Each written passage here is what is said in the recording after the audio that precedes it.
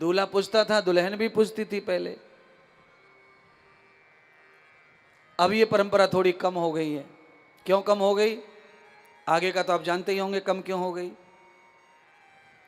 शादी करके दुल्हन घर आए उससे पहले ही दूल्हा की देहरी उखाड़ दी उसने। 1,00,000 बार आ चुकी है, सगाई हुई है जब से।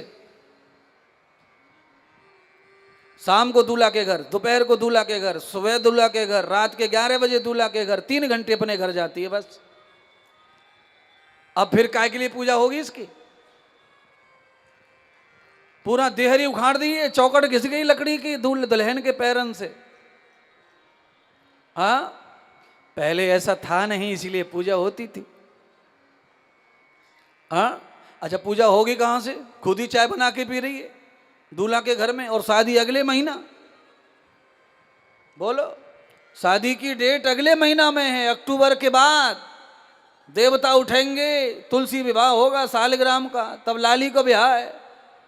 और लाली खुद ही किचन में घुसी पड़ी है, चाय बना रही है, चाय पी रही है। कब झूठो छोड़ के चली गई। सास समझ गई कि ये लक्ष्मी ना, या की पूजा मैं ना करूंगी। सास को पहले ही पूरा पता चल गया कि पूरी कुलक्षणी है, ये तो कपे छोड़ जावे झूठो ही। पर अब करे का, सास फंस गई, छोरा माने ना। छोरा क्या वे फांसी खा लूंगो या के संग ना भयो तो। सास ससुर देवरानी जिठानी पहले से रेडी हो गए कि ये किसी का कप उठाने वाली नहीं है। ये खुद का ना उठा रही, हमारा कहां से उठाएगी। और सब हार हरकत दिख गई महाराज। बस यही चल रहा है, धन्य है रे तुम्हारा संस्कार। इसीलिए एक बार भूपेंद्र शर्मा जी के लिए ताली बजाइए कि ये कथा करके वो कुछ बदलना चाहते नोएडा में। कुछ हो जाए तो हो जाए परिवर्तन। कुछ लड़कियां ऐसी शादी करके जाएं जिनको पूजा जाए, जो देहरी की धूल ना उखाड़े दूल्हा की। है, कई लड़कियों ने तो टायर बदलवा दिए मोटरसाइकिल को। इतने चक्कर लगवाए दिल्ली के नोएडा के ससुरा टायर घिस गो। नए टायर डलवाए झोलाने स्प्लेंडर में। घर वाले पूछ रहे, बेटा अभी पिछली साल तो गाड़ी खरीदी, इतनी जल्दी कैसे घिसे? तो कहाँ करे, वो नहर पे घूम घूम के ससुरे दे पंचर दे पंचर। क्योंकि फिर आप समझ ही गए होंगे आगे का मैं क्या बताऊं। नया नया सगाई हो जाए, नारियल हो जाए, तो फिर नहर से नीचे ना घूमे मोटरसाइकिल पे। दरअसल में मैं यूं इसलिए देख रहा कि मुझे दिख नहीं रहा तुम्हारा चेहरा, ये लाइट पड़ रही मेरी आंखिन पे।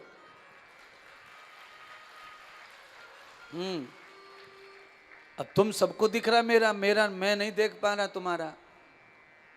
मैं अंदाज से कथा कह रहा हूं सूरदास बन के। सती माता को अपने पिछले जन्म के समस्त संस्कार याद आ गए। जैसे कैलाश पे आई, भगवान शिवजी ने अभिनंदन वंदन किया और सुंदर आसन डाल के माता पार्वती को स्थान दिया।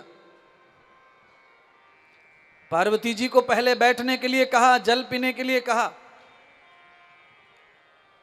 ये अतिथि भव, पार्वती अतिथि है और इस कैलाश की जननी है। कैलाश को सुंदर बनाने आई हैं, इसलिए उनका स्वागत हो रहा है, सम्मान बरसा जा रहा है। देवताओं की पत्नियां विमानों में चढ़ गईं, ऊपर आकाश में चली गईं और वहां से फूल बरसा रही हैं माता पार्वती के आगमन पर। मैं तो आप सबको यही प्रार्थना करूंगा कि ऐसी सुकन्या से विवाह करो कि जो ब्याह करके आवे तो पूरा मोहल्ला फूल बरसाने का मन करे उसके ऊपर, और सब हैरान रहें देखने के लिए दुल्हन को। आपको पता होना चाहिए, पुराने जमाने में बहू को देखने के लिए गांव पागल हो जाता था, गांव पूरा गांव, और पैसा दे दे के और देखे, फ्री में ना मिले ही बहू।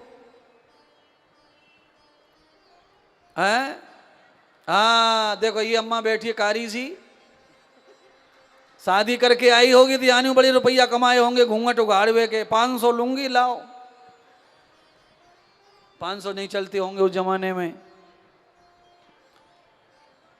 अम्मा बूढ़ी है गई है तो वह जमाने में 1.25 रुपया अठन्नी चलती होंगी, और कहाँ चांदी के चलते होंगे, चांदी के। अंगूठी ले बहू, एक अंगूठी, मुँह दिखाई अंगूठी, मुँह दिखाई फलाना, मुँह दिखाई ढिकाना।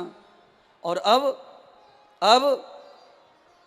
अब यह है कि ये फ्लैट ले ले और हमसे पीछा छुड़ा, हम ना तेरो देखनो चाहे पिछवाड़े से अगवाड़ो कोई चेहरा न पीठ,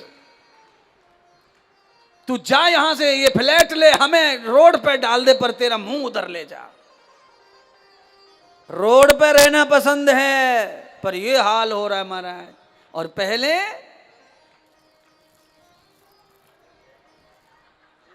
सास इतनी खुश है, जा भाई गले को हार उतार के बहू के गले में, मेरी सास ने मोकू दियो और ले मैं तोकू दे रही हूं, या संभार कर रखियो, यही हमारी धरोहर है, यही हमारी मर्यादा है, यही हमारी इज्जत है।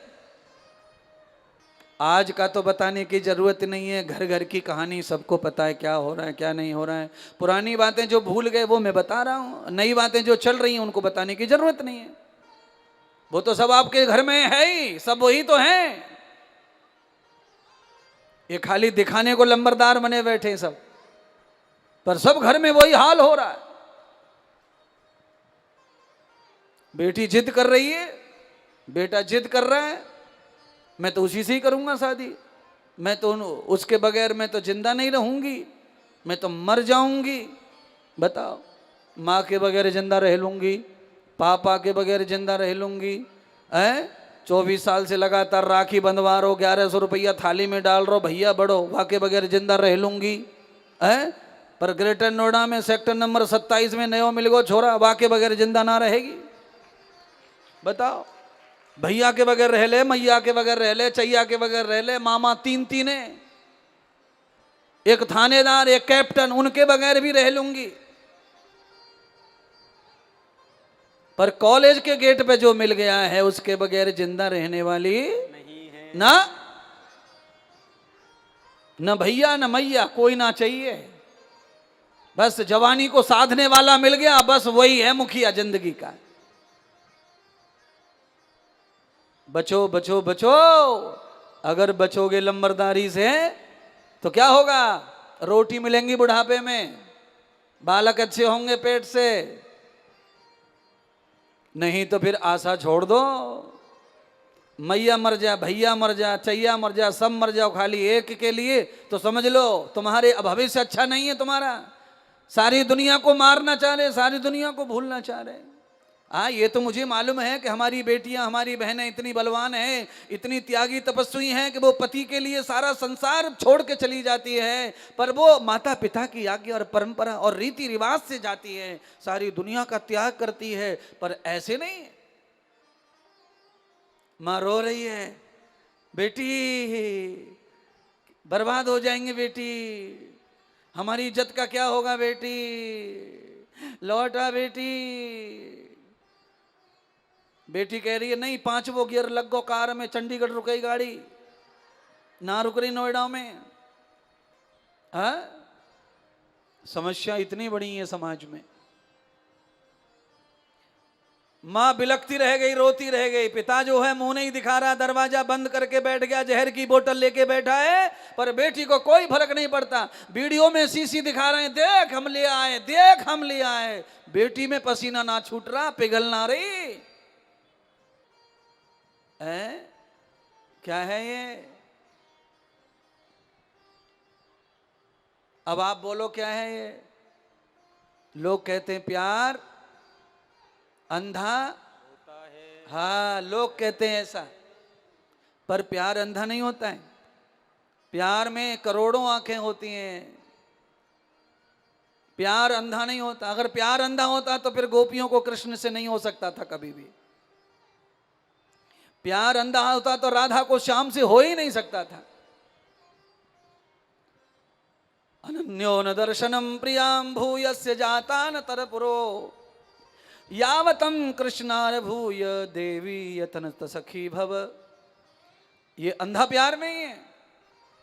त्रिलोकीनाथ दिख रहे हैं कण कण में, उनकी महिमा समझ में आ रही है, प्यार तो वही अंधा नहीं है, प्यार तो प्यार ही होता है। हाँ, अंधा क्या होता है? जिसमें ऊंच नीच भी कुछ नहीं दिखता, काम अंधा होता है। उसको प्यार का नाम दे दिया गया है, काम अंधा ही होता है। काम को आंख नहीं होती है। आदमी जब कामी हो जाता है तो उसे कुछ नहीं दिखाई देता, चाहे जितनी भी प्रलय आ जाए। आज बंधु, शिव महापुराण के माध्यम से मैं गौरव के साथ कहना चाहता हूं, भगवान शिव ने माता पार्वती को समान समझ करके, उनका सम्मान करके, अभिनंदन करके आसन दिया। देवताओं ने पुष्प वृष्टि की। माता पार्वती अपने जीवन के अनंत अनंत जन्मों को स्मरण कर रही हैं शंकर भगवान के समक्ष आकर। और आप सब समझ लें, जब भी हम किसी महापुरुष के पास आते हैं, भगवान के पास आते हैं, तो हमारे पिछले जन्मों के समस्त कर्म याद आने लगते हैं हमको। हमारी स्मरण शक्ति जो है बढ़ जाती है, जाग जाती है। पिछले जन्मों की यादें आने लगती हैं। माता पार्वती को पिछले जन्म की याद आई। पिछला जन्म मेरा सती का, और सती के जन्म में मैंने भजन नहीं किया, गुरु नहीं किया, शिवजी की आज्ञा का उल्लंघन किया, शिवजी के कहने से मैंने राम को अपना इष्ट नहीं माना, शिवजी की आज्ञा तोड़कर मैं मायके चली गई, तो मेरा ये हर्ष हुआ।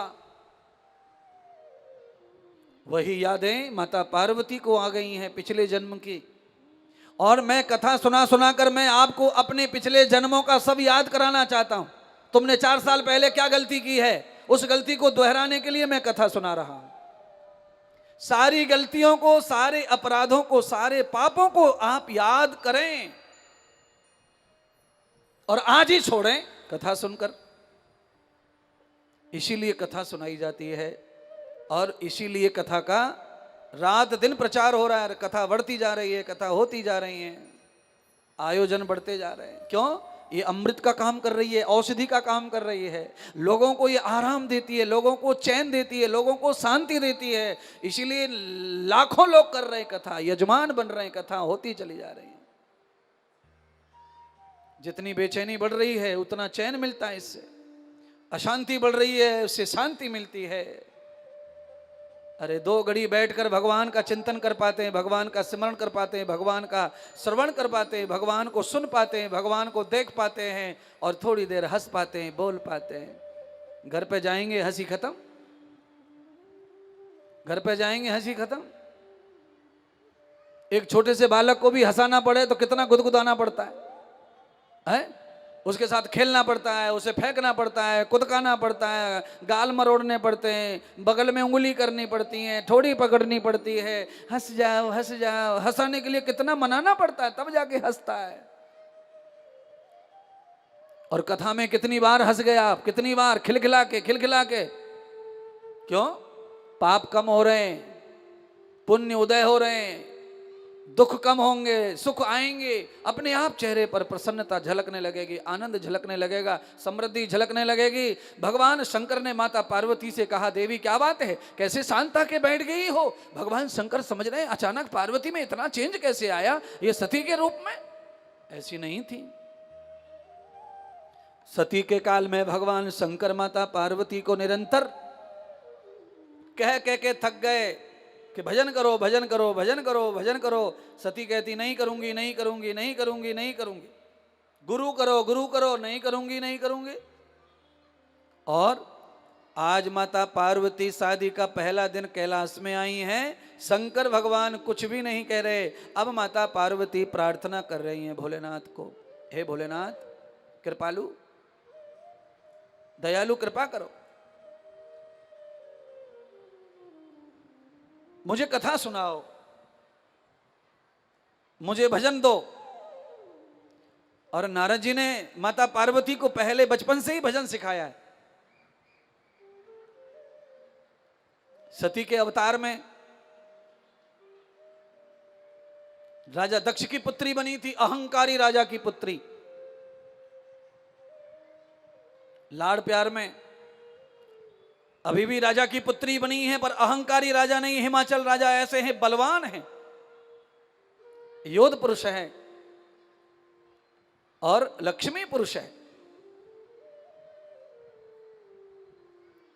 बचपन से ही नारद मिले, इसीलिए माता पार्वती का स्वभाव भक्ति वाला हो गया, उन्हें भक्ति अति प्रिय हो गई। सती के रूप में गुरु नहीं मिले थे जल्दी से, इसलिए उनका स्वभाव बड़ा रूखा। इसलिए जन्म में कितने भी चाहे हमारे संस्कार हों पिछले जन्मों के, पर जन्म के समय गर्भवती महिला से लेकर के बचपन में ही अगर गुरु और साधुओं का सानिध्य मिल जाता है तो हमारे पिछले जन्मों के जो संस्कार हैं वो नष्ट हो जाते हैं और श्रेष्ठ संस्कारों का प्रादुर्भाव होता है, प्राकट्य होता है माँ के साथ बच्चे में, और एक नई आभा के साथ बालक आगे बढ़ता है।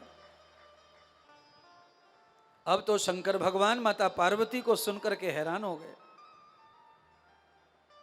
पार्वती, शादी के पहले दिन सारी औरतें, सारी बहुएं, सारी दुल्हनें अलग अलग सपने रखती हैं कि हम वहां घूमने जाएंगे, हम ऐसे करेंगे, हम वैसे करेंगे। और पार्वती पति के घर में आकर पहले दिन ही कथा सुनने की बात कह रही है। हमारे तो भैया हिंदू धर्म में परंपरा है, नई बहू को सत्यनारायण की कथा सुनाओ, घर पुजवाओ, देवता पुजवाओ, गांव पुजवाओ, चूल्हा पुजवाओ, तब बहू मानो।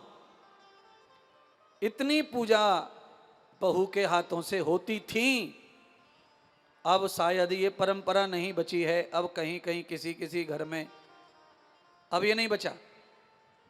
पहले बहू कढ़ैया पूजी, कढ़ैया पूजे, कढ़ैया, चूल्हा पूजे, बेलन चक्रा पूजे। यानी कहने का मतलब यह है कि जिनसे जीवन में काम है, बेलन से, चकड़ा से, चिमटा से, चूल्हे से, वो भी पूजना चाहिए। भगवान ये कह रहे हैं, कथा ये कह रही है, जिसने जीवन में तनक भी सुख दिया है उसे हमेशा पूजो और सम्मान दो। इसीलिए नई बहू को ये ज्ञान दिया जाता है, बहन पूरे दादा बाबा चाचा काका मर गए इसी बेलन पे खा खा के रोटी। ये बेलन हमारे घर का रक्षक है, ये चकड़ा हमारे घर का रक्षक है, ये चूल्हा दादी नानी से चला रहा, ये रक्षक है। और ये कढ़ैया, ये कढ़ैया, ये तो वृंदावन के मेला से लाई थी मेरी ददिया सास, ये निशानी है, इसको पूजो, रक्षा करो। इसीलिए नई बहू से पुजवाने का मतलब है कि आप जो भी शुरू करते हो पूजा करके शुरू करो। नई बहू को ये ज्ञान दिया जाता था पहले कि बेटी तेरे मायके में जो भी हुआ, पर हमारे यहाँ पर पहले पूजा पाठ होता है, फिर काम शुरू होता है। गृहस्थ प्रारंभ करने के लिए पूजा पाठ प्रथम, उसका आनंद अलग अलग है महाराज, अद्भुत आनंद। पहले बहू के हाथ से खाना पकता था तो पूड़ियां बनवाते थे, पहले पकवान बनाना, पूरे घर को खिलाओ, अड़ोसी पड़ोसियों को खिलाओ। है पुराने जमाने में चूल्हा पुजता था तो पूरे मोहल्ले में पूड़ियां बटती थी, महाराज चूल्हा पुज रहा हमारे घर, आज चूल्हा पुजा, चूल्हा पुजा है। अब चूल्हा कब पुजता है पता ही ना।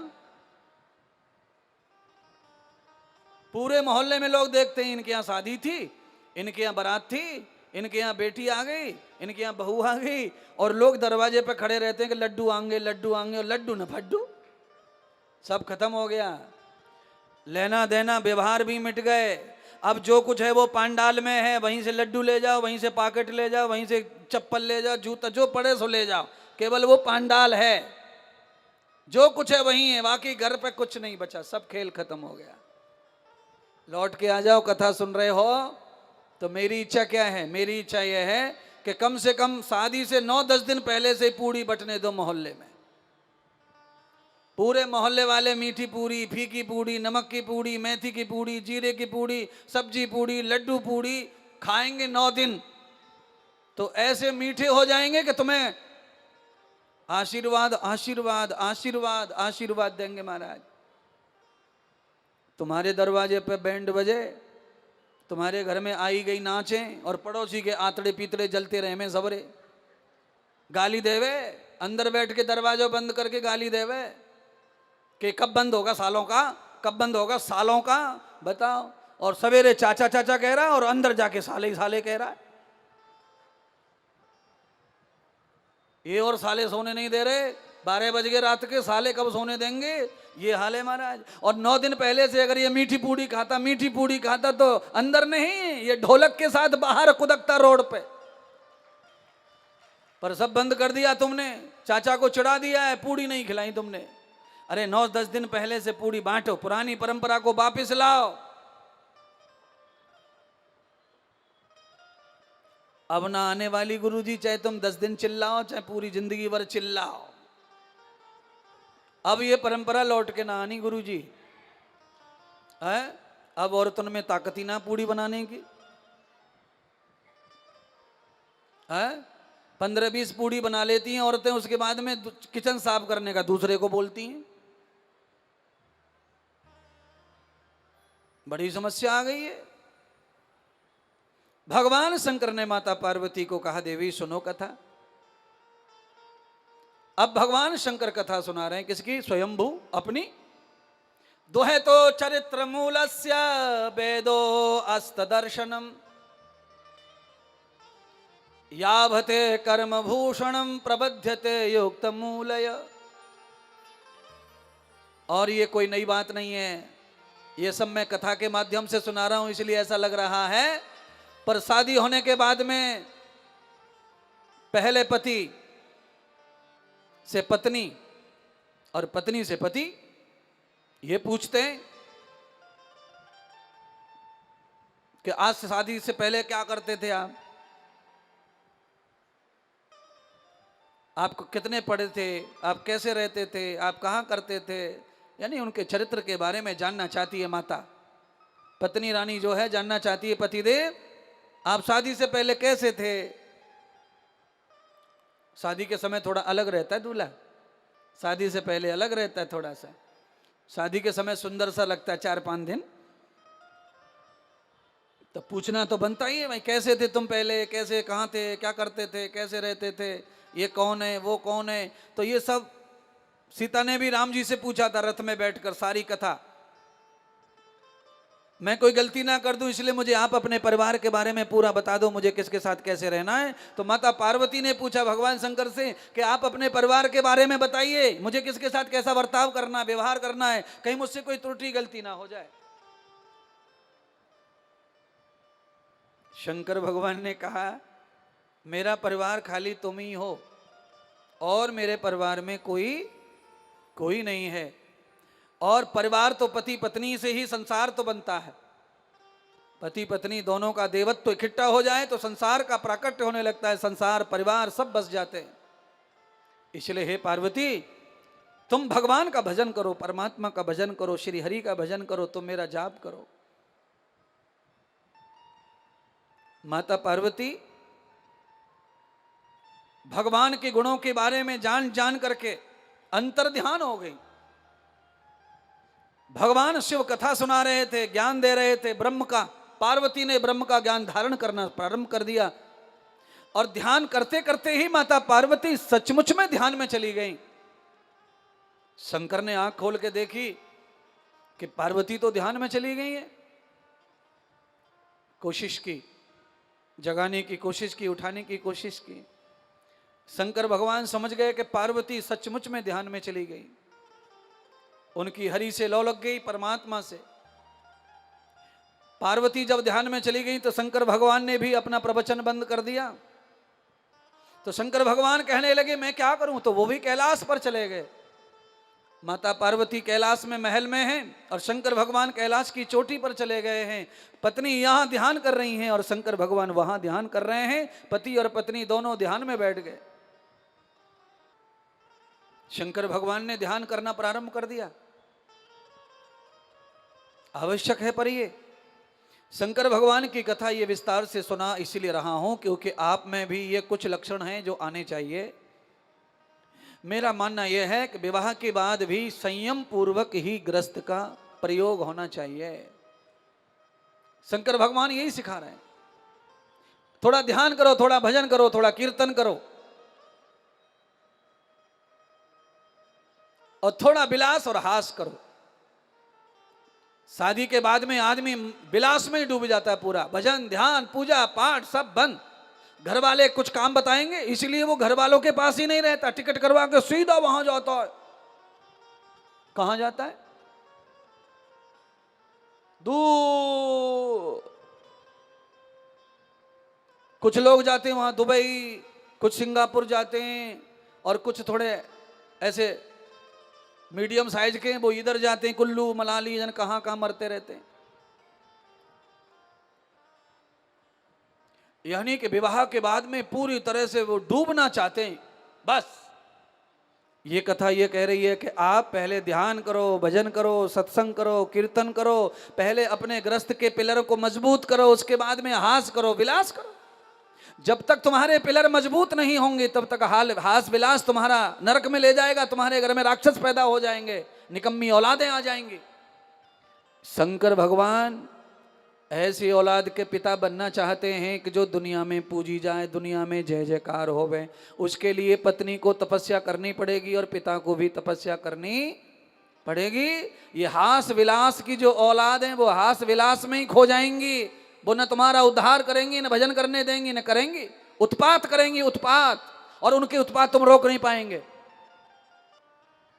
भगवान शंकर कैलाश में और माता पार्वती कैलाश के महल में दोनों भजन में बैठे।